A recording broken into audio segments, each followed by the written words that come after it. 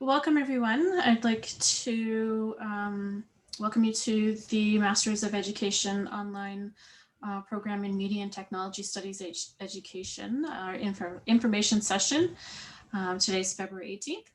And I am Jillian Code. I'm an assistant professor in the Faculty of Education, and I am the program director for this cohort. Dr. Petrino, would you like to introduce yourself?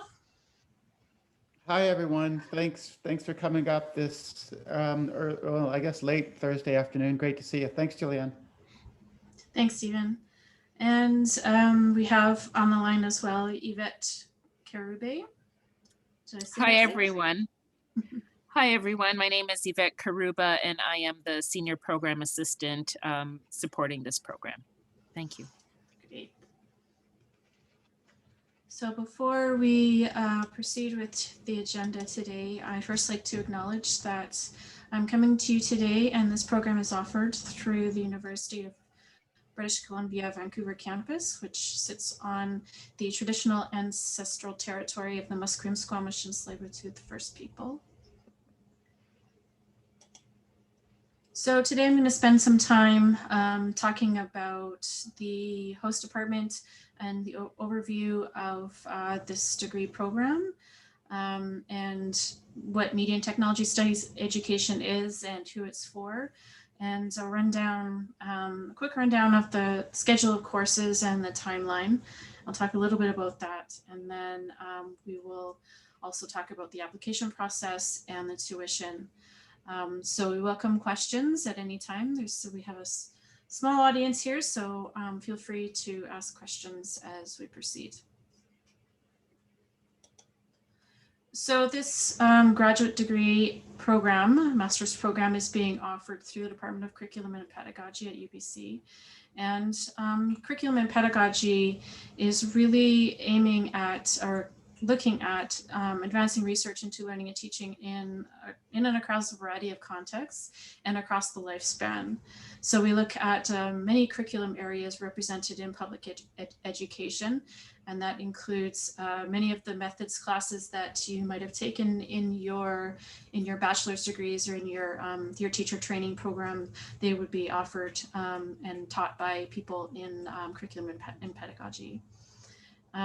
We also look at other areas of inquiry such as curriculum theory, the design and evaluation, teacher education, and of course on media and technology studies, which is part of this program. So graduate programs in media and technology studies education focus on learning, research, and teaching in and through and about media and technology. So this also includes areas and applications of design in the design of digital and physical processes and works as well as their economics, their history, their philosophy, and their psychology. So a focused yet somewhat broad area of specialization that we can take a number of different perspectives. The connections to BC provincial initiatives. This program is specifically targeted at the applied design skills and technologies framework put forth by the new BC curriculum. And through this curriculum, I think probably everybody in the audience is already familiar with it, but it offers several options and the options to develop the abilities of students to design, make, acquire, and apply skills and technologies key for their engagement as citizens of the future. And that is the approach that we are going to take throughout this program. And so when I talk about some of the specific courses, we are going to take a media and technology studies education / ADST approach to how they're being taught or how we are discussing the issues in each of these courses. So the master's program is really ideal for teachers who are specializing in computer science, ICT, technology education, as well as those teachers who are within the ADST framework or ADST cluster in BC schools.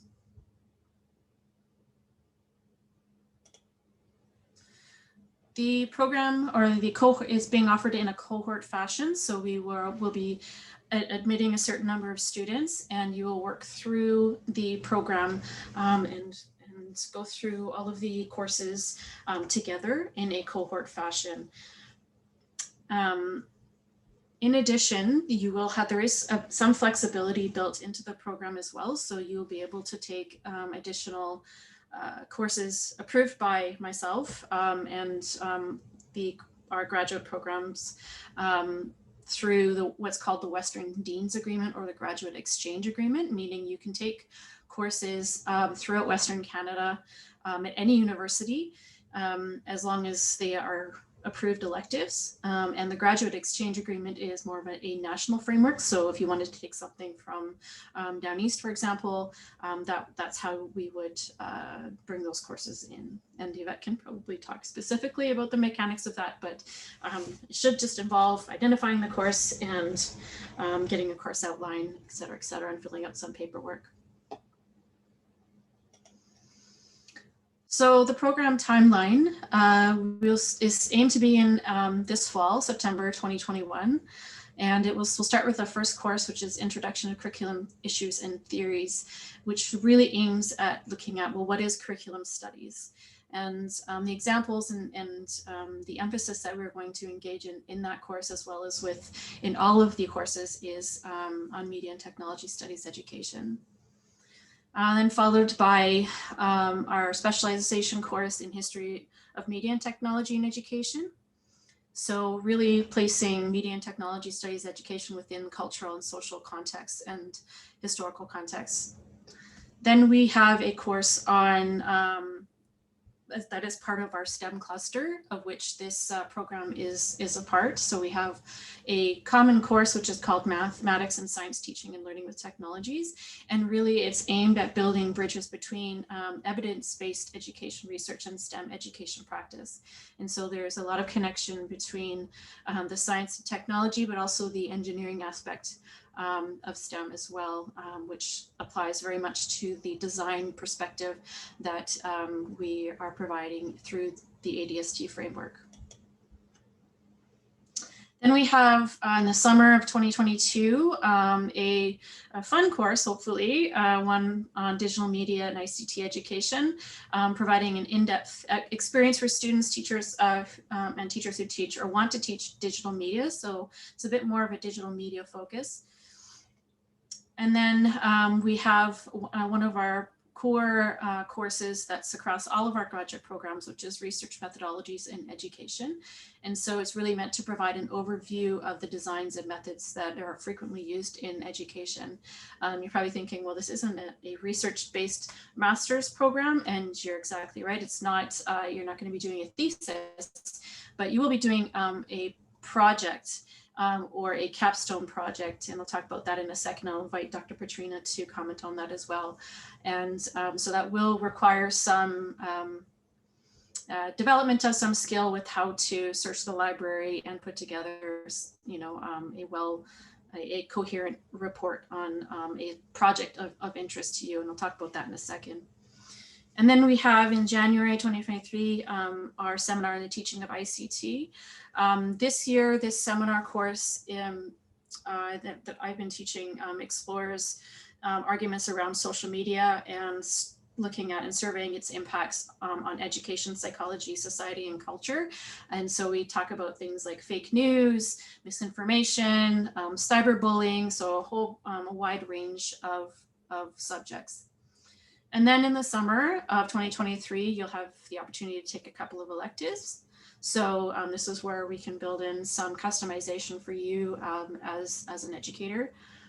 And then we'll round out the course piece of this with our EDCP 510, which is our video data collection analysis research methods course.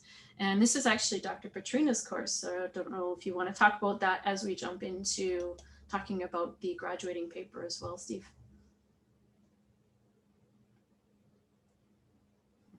Well, yeah, sure. First, like I said, it's really good to see everyone here this afternoon. And we have a really, well, an amazing coordinator in Dr. Code, of course, but we have a really amazing and really good supportive faculty queued up for this cohort to work along with you.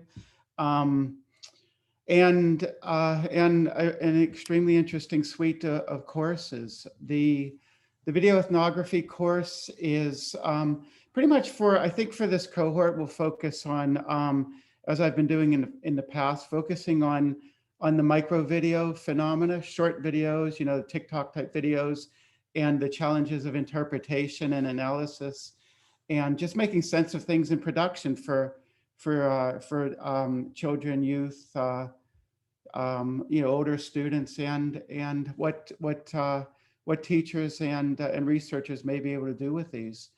Do you want me to say a little bit more about the graduating theses or projects now, Jillian, or save that for a little bit later?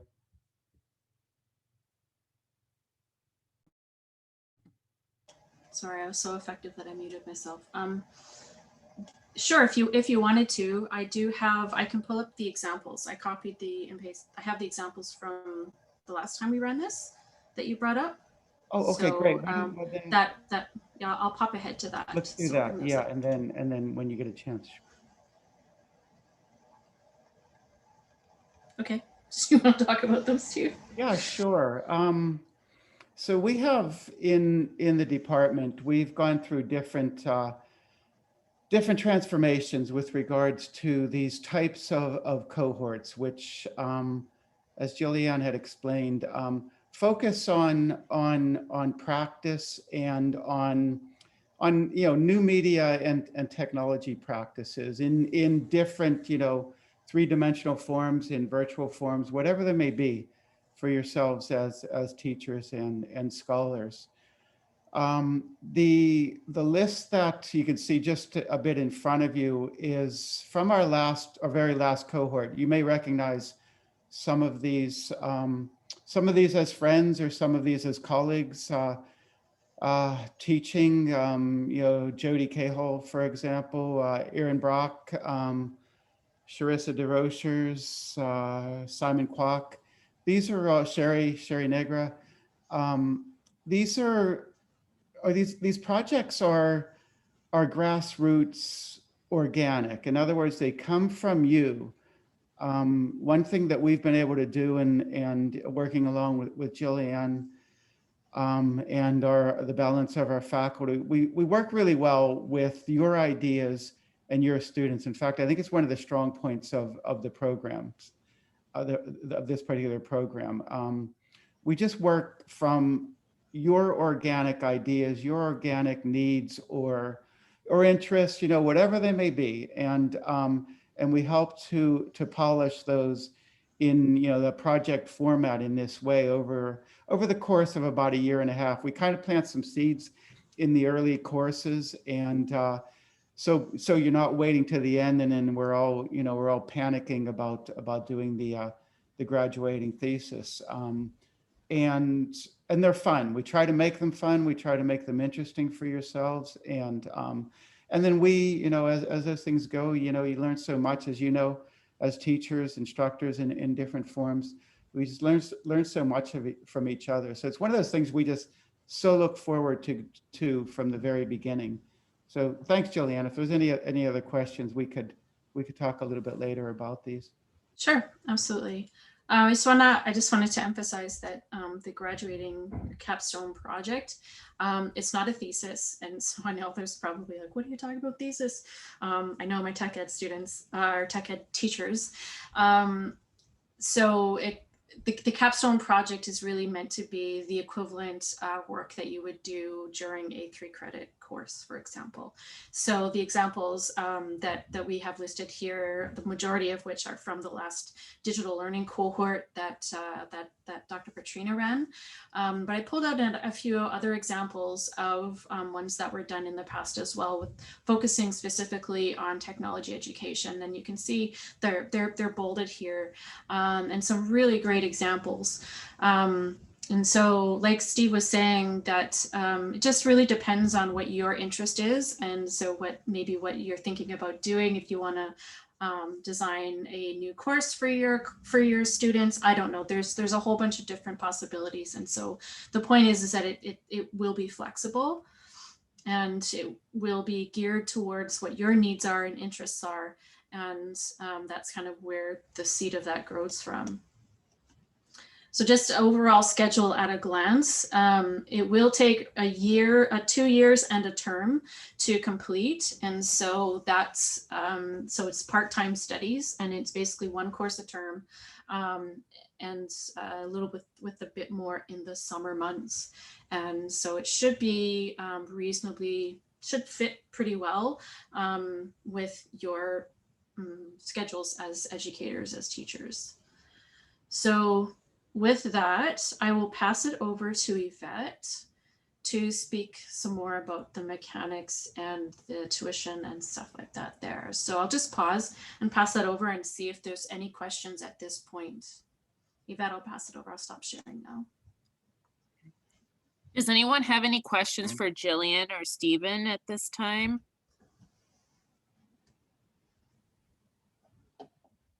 Hi, Erin. Shay, No questions? Can use the chat.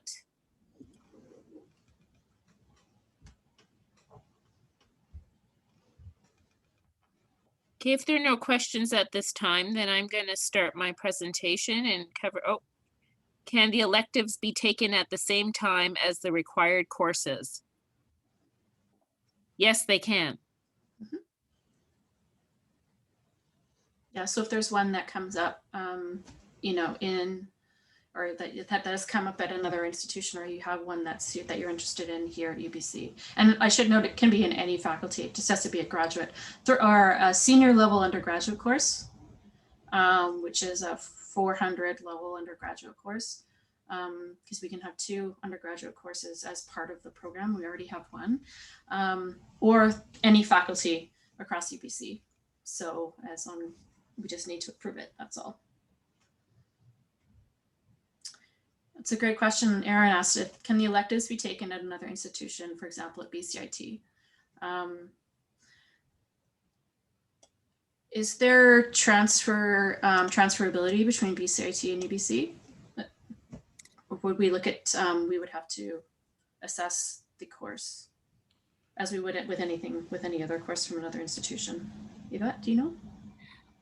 Offhand, no. Typically, people take courses at other universities. I've not seen BCIT, but they do go through the Department of Curriculum and Pedagogy to be reviewed by Jillian and possibly Stephen. Well, yeah, I mean, as a hypothetical question, Erin, it's a good question, because you know, there's so many post-secondary institutions across the province and across across you know, Canada and internationally. So hypothetically, yes, because BCIT is a extremely large institution, you know, with many different programs, and so it would be depend. But as Jillian had stipulated, it would have to be, you know, what we accept as a 400 level or above course. And, you know, most institutions, at least in Canada and you know, US, number of courses, you know, 400, 500, 600 level type courses when you get into grad studies. We just happen to be flexible at UBC to accept 2 in the grad program, 2 400 level courses. And in fact, we have a 400 level course queued up as one of the suite of courses. But kind of what we hope is that, you know, because we like UBC, we like you, we want to see you in our elective courses. And so, but hypothetically, possible, Erin, would have to, as Yvette said, it would have to be approved by, Jillian and probably, well, Jillian and a committee would assemble at the point of approving ahead of time. Yeah, Thank I think it's an excellent question, Aaron, because I know we have a number of tech ed teachers on the line and who are interested in taking, as Aaron indicated. Shay mentioned about the additional hands-on aspect, and that some of the hands-on courses, advanced level courses that are offered at BCIT. So I think it would be worth investigating to see how we can make that happen. And I think we probably could, Steve. We would just have to figure out how to package that and make that happen. So one thing I would add is if you decide to take electives at BCIT, the tuition would not be covered. is it why would that, it's not covered under a It's regular not covered tuition? under the program fee. Oh, okay. Okay. Only those that are part of the agreement with UBC. Okay. So I'll cover a little bit of that when I get to the fee section. Okay. Okay. But we're gonna take that one back, and I will post some info about that further in the Facebook group, if that's cool. Great, tough questions, Aaron. You just never stop, huh? No. Okay, I bet we can. Oh, sorry. I think somebody else had their hand up. Was it Katya? Yeah, I think Katya had her hand up as well. Yep. Hi. Yes. Hi. I guess like my field, my specialization is English and French language and literature, right? So I'm not a tech ed teacher. And I watched your previous info session. I watched the YouTube recording, and I'm just like, what really interested me was when you mentioned that, you know, like this program can it can sort of relate to like different kind of cohorts. I guess like my interest really would be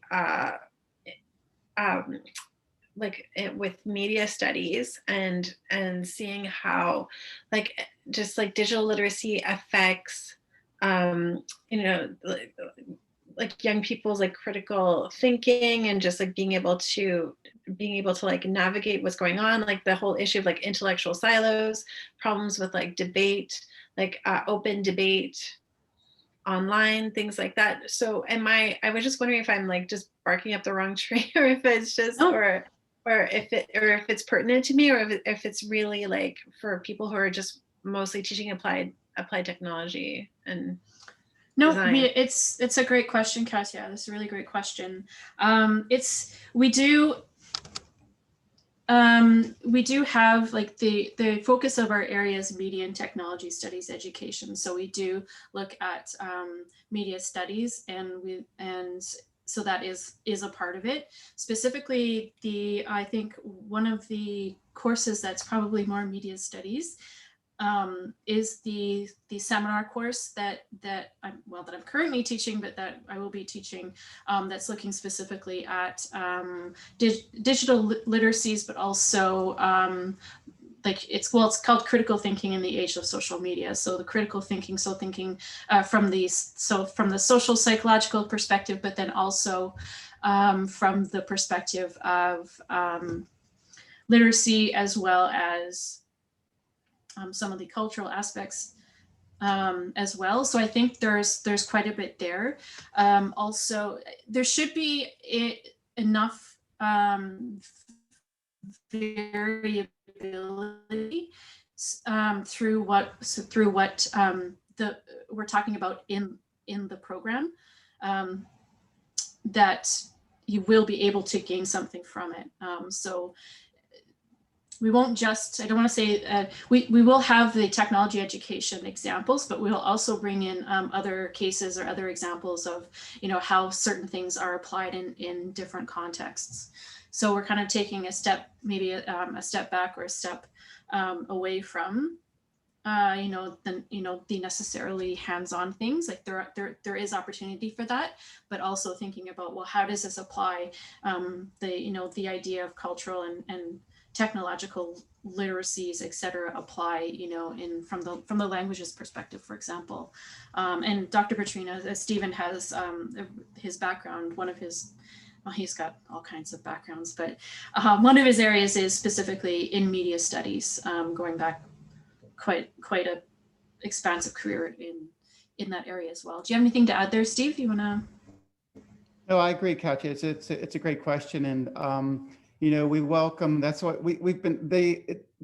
I think the really interesting thing about this particular cohort right now is the way that that we've designed it to make it extensive from the virtual realm or the digital realm to the physical realm.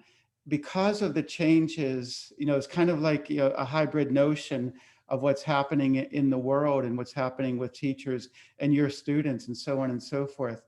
And perhaps it's best captured in that whole concept and phenomenon of the Internet of Things, which is the complete blending and almost inseparability between sort of like the digital and the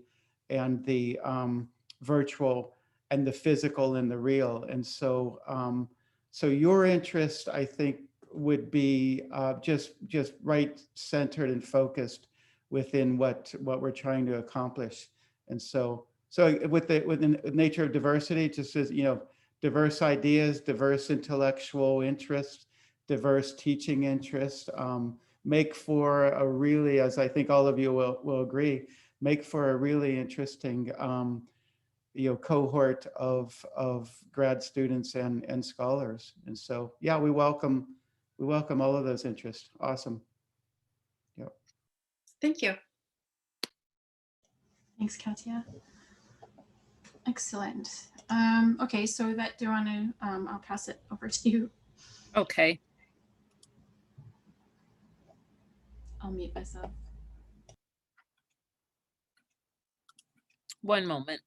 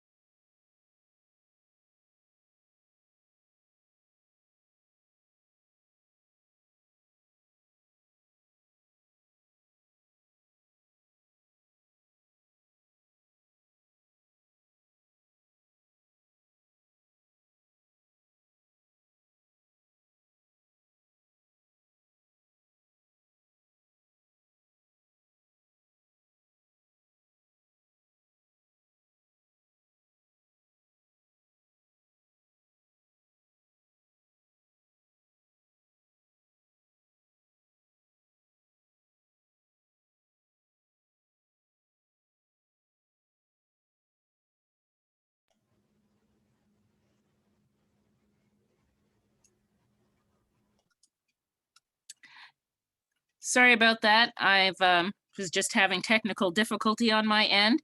So I'm going to cover the admission requirements for the program. My name is Yvette, and I am the Senior Program Assistant for this program. So I'll be looking at your applications and as well cover the admission requirements. So again, I'm going to do an overview of admissions and applications and also cover the fees and take any questions you may have at the end. So for program contacts, the cohort advisor is Dr. Jillian Coate, and she can answer any academic questions for the program. And I will address any questions you may have that are administrative, like processing applications and providing student support. Course registration would be done by me if you're admitted to the program, and I'll talk to you about fees. So what we're looking for is a 4-year undergraduate degree with a B+ in all senior level courses, which is 300 level and above. So that is 76% at UBC. Or if you're in the B range and you have a B or B- plus a B Ed, well, firstly, as a 4-year undergraduate degree plus a B.Ed, then you would also meet the GPA requirement. If it is below 76% or it is not in the B range, then the admissions committee can write what is called a special case rationale on your behalf, recommending you to the Faculty of Graduate and Postdoctoral Studies. Sorry about this. And this is the, sorry, the next point. We ask that you have 2 official sealed transcripts from all post-secondary institutions that you've attended, with the exception of UBC. So we ask that you open one of those sealed official transcripts and you keep the other one sealed. So if you're admitted, then that sealed one would go to graduate studies. In terms of UBC records, I have access to them, so you do not need to provide a transcript.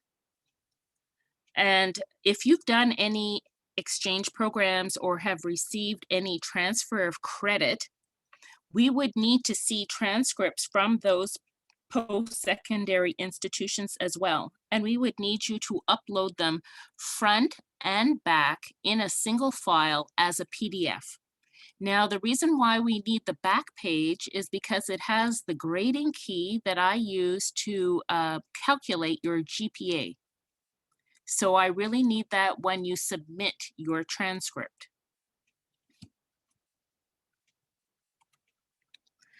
We're also looking for 1-2 years of teacher education in an educational context, or a 4-year bachelor's degree in education. And in special circumstances, teacher education may be waived for those who have a university degree with sufficient standing and experience related to the proposed field of study. We're also looking for a resume, which includes your education, employment history, volunteer work, committee work, and any other things you'd like to mention, like any publications or newsletters. Put it on your resume.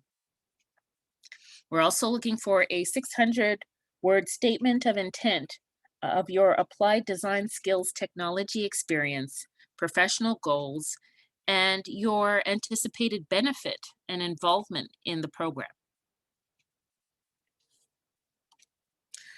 We're looking for 3 references, 1 academic and 2 professional references. Your academic reference is important because they can speak to your ability to do graduate work. And for the 2 professional references, we're looking for people who have supervised you, but also can speak to your capacity to do graduate work. So when you fill out the reference section of the application, and then you submit your application, an e-reference link goes out to your referees. And they could either use the form provided or they can upload their own letter, and instructions are provided to them. It is the fastest process for us to get references from your referees. And the other thing to note is that the system will not accept free email addresses like Hotmail, Yahoo, Gmail, and Shaw. So it has to be like have an extension of a school district or organization or something that is not a free email address. Now, if you have a referee that is a retired professor, let's say, is no longer working, they can mail in the reference letter, and we ask that they sign the seal on the flap of the envelope before they mail the letter to our office. And I've included the office address in the presentation there, but if you need it, please contact me.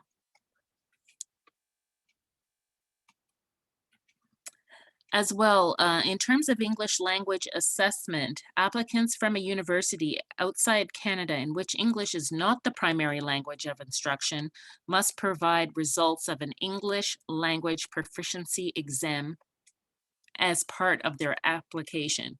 Tests must have been taken within the last 24 months at the time of submission of your application. So if this applies to you, please contact me. Now, firstly, if you are a UBC student or a former UBC student, we ask that you use that ID when you apply. So when it comes to this part-time acknowledgement form, the people who have previously attended UBC would put that ID number on that form. If you have not attended UBC, you will have to submit your application before filling out this form, because we'll need the student ID number that the system generates and that it's assigned to you, and place that ID on this form. This form is an acknowledgement that this is a part-time program, and it will ask you to initial statements and then sign and date at the bottom and include your student ID number. And then you would upload it to your application. So that would be after you submit your application if you weren't formally a UBC student. So the link that you would go to is grad.ubc.ca/apply/online.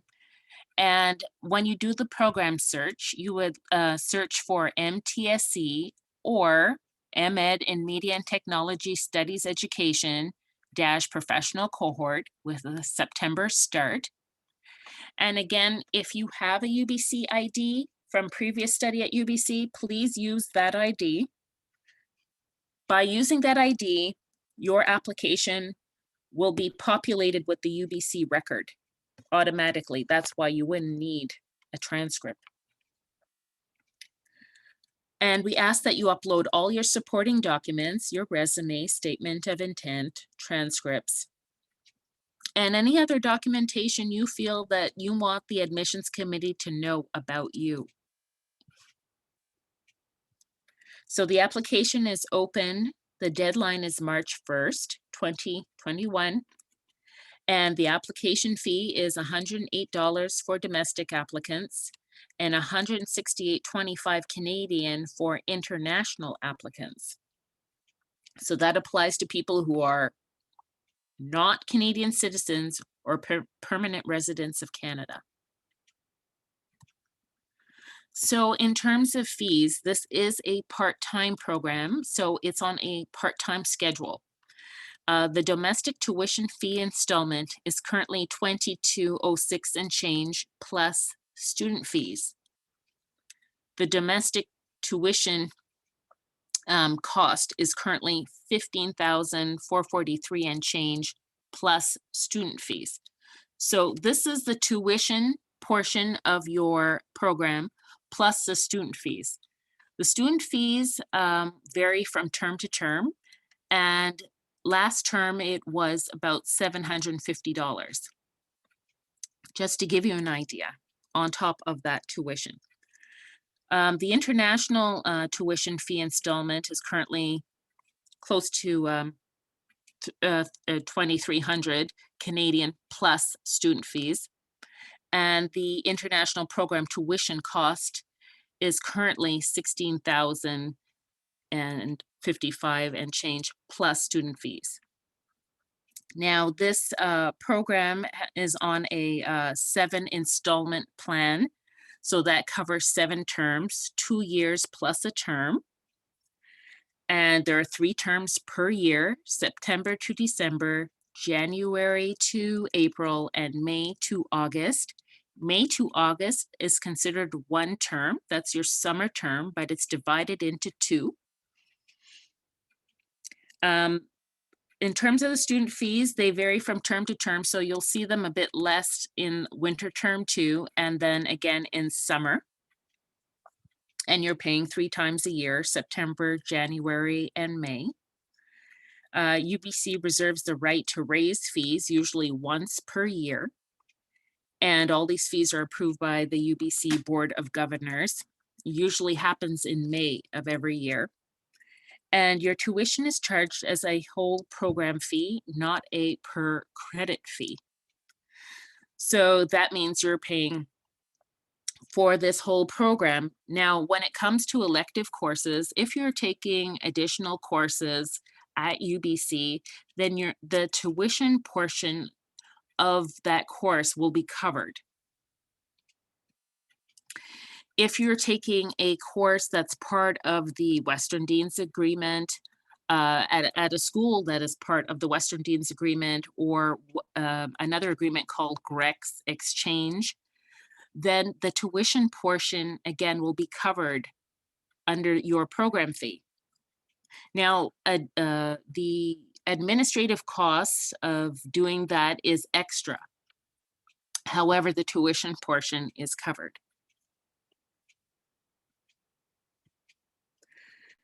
So again, the student fees vary from term to term.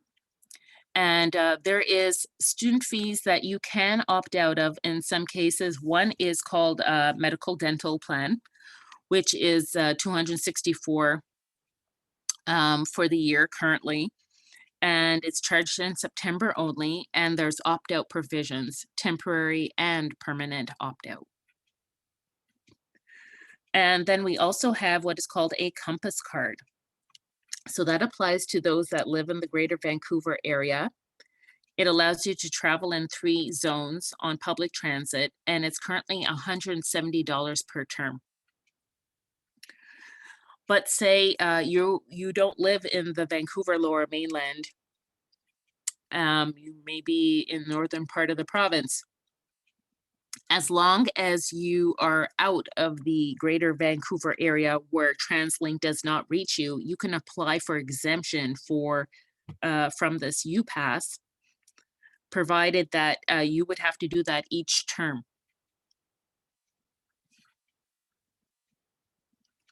Teacher education certificates. Now, this is directed to teachers in Vancouver Lower Mainland that have taken UBC students in their classrooms as student teachers. And if this applies to you, please contact the teacher education office.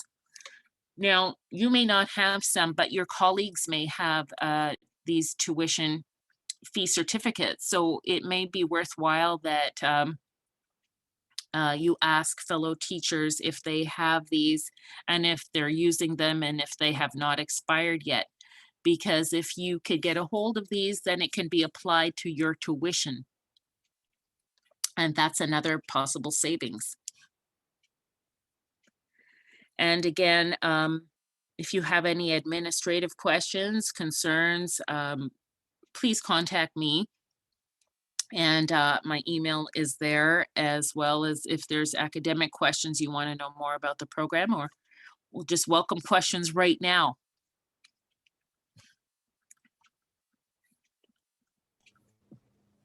Excellent. Thank you so much, Yvette.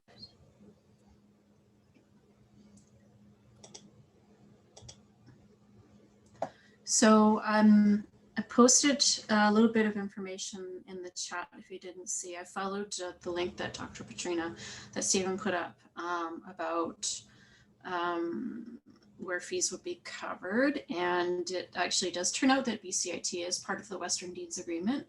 So the fees for taking courses at BCIT should then be covered. So we can then, consider it on a case-by-case basis. As we normally would with any course through Western Dean's. Just need a copy of the syllabus and a bit of a rationale why you want to take the course. And then we can take it to our department and get the okay to take the course. And then I did place that, Jillian. Can I add to that? If you're going to take a course at another institution, please plan at least 4 weeks ahead of time, because there's paperwork that needs to be done, and then it goes to graduate studies, and then they will ask the institution if there's room in the course for an outside student. And that could take at least a month. So please plan ahead and think about what you'd like to do. Thank you. Yeah, that's a good point. That it does take some time. So we just want to make sure that everything is, all of the wizard behind the curtain does their job and makes everything happen, so that can happen for you, or so that you can take the course. Yeah, there was whoever AU is asking a question about the only taking online courses, but you live in the Greater Vancouver area. Can you opt out of the UPass? And currently, no, you can't. So that's that. Were there any additional questions about the program in general?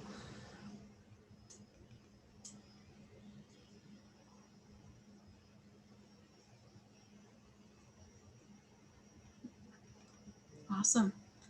Well, this recording should be posted the next couple of days. It'll be available on the website. And it would be really great to see some of you there. Okay, thanks, Steve. Yeah, Steve just posted about the master's level courses. Oh, great. Thanks. Thank you, Steve, for posting that. Maybe that might be something we could post on the website, just with some additional information about that, because I know we've got lots of people interested. So excellent. Are there any additional? Point, sorry, go ahead, Steve. Sorry, Jillian, just excuse me a sec. Just on that point, of course, it's easier to approve courses at another institution